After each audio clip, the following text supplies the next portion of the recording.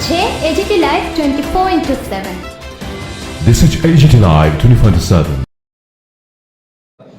এই রাতে কিন্তু আপনাদের হাই টাইম, এই সময় আপনাদের এখানে ডেকে আনা খুবই কষ্টদায়ক, আমরা বুঝতে পারছি। কিন্তু তারপরেও মানে বিশেষ পরিস্থিতির কারণে এই সাংবাদিক সম্মেলন আহ্বান করা হয়েছে। আপনারা ইতিমধ্যেই জেনে গেছেন রাজ্যের প্রধান বিরোধী দল সিপিআইএম একটা বন্ধের ডাক দিয়েছে। তো প্রথমত আমরা চাইছিলাম না এই বিষয়ে আমাদের কোনো কিছু প্রতিক্রিয়া ব্যক্ত করতে, কারণ তাদের জনভিত রয়েছে বলে আমাদের মনে হয় না, ফলে তার প্রয়োজনীয়তা ছিল বলে মনে হচ্ছিল না। কিন্তু অনেক সাংবাদিক বন্ধু আমাকে ফোন করেছেন এবং সংবাদের স্বার্থে এই বিষয় নিয়ে আমাদের প্রতিক্রিয়া ব্যক্ত করা প্রয়োজন বলে আমরা মনে করেছি, তাই এই সময় আপনাদের ডাকা হয়েছে। মূলত একটা কথা হচ্ছে যে কোনো মৃত্যু, সেটা যে কারণেই হোক, দুঃখদায়ক। সিপিআইএম এর যে নেতা বা ওদের কর্মী প্রয়াত হয়েছে, প্রথমেই আমি তার সদ্গতি কামনা করি।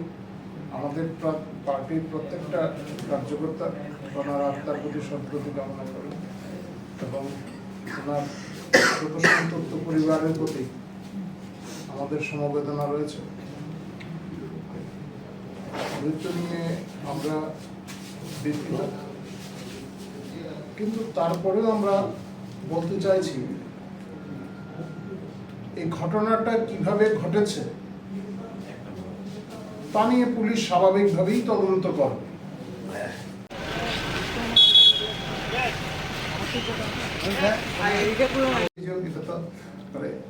মানে আর এই বিষয়ে আর কি বলা থাকে, রসগোল্লা ছুড়ে যদি কাউকে আহত করা যায়, ঠিক আছে। জায়গায় বিরোধীরা অভিযোগটা করছে। এখন যে অবস্থা, বিরোধী দলের যে অবস্থাটা রয়েছে,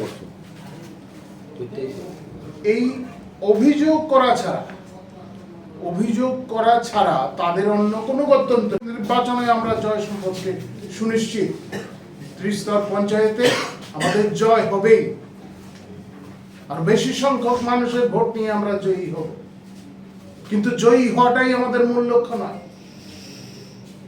আমাদের পার্টির যে আদর্শ রয়েছে, অন্তর্দয়, ক্ষমতার বিকেন্দ্রীকরণ, এই বিকেন্দ্রীকরণের মাধ্যমে প্রশাসনিক সুযোগ সুবিধা একদম অন্তিম ব্যক্তির কাছে পৌঁছে দেওয়ার যে চেষ্টা,